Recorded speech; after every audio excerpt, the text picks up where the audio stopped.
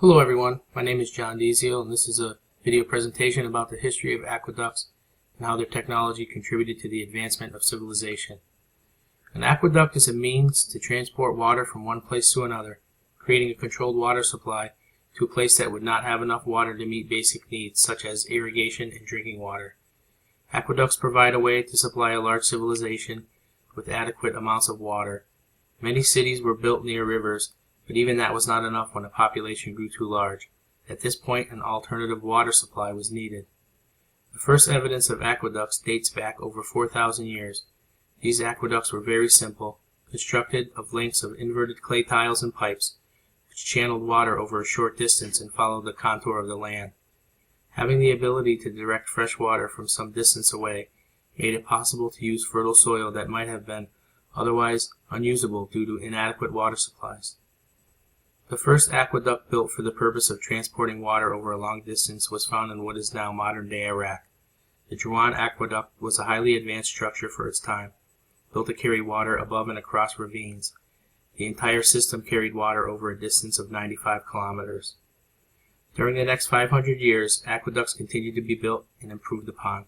The Greek people built long-distance aqueducts in the city of Samos and Athens in 580 BCE. But it was the Romans that took the engineering and sophistication of the aqueduct system to a whole new level.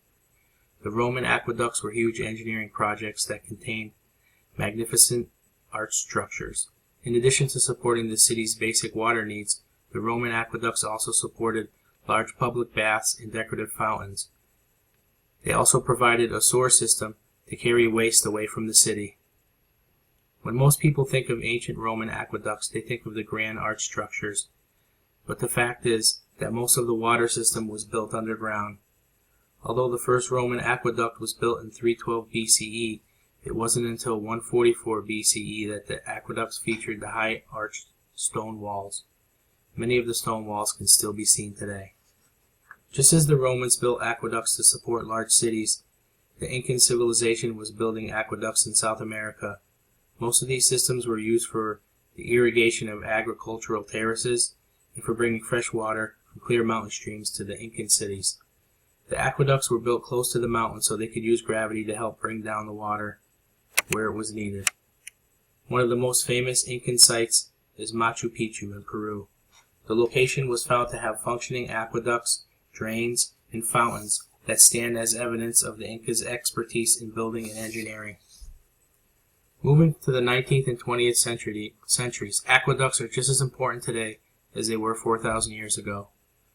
One of the longest modern aqueducts still in use today is the Thirlmere Aqueduct in northwest England. Construction began in 1890.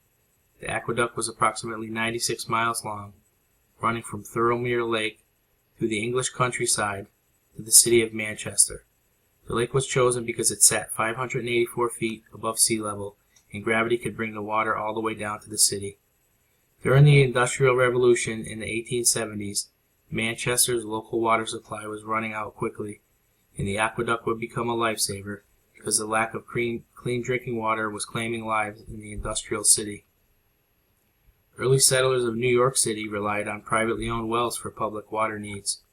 In 1842, New York City needed to build its first aqueduct to supply a major source of clean water to the city's booming population.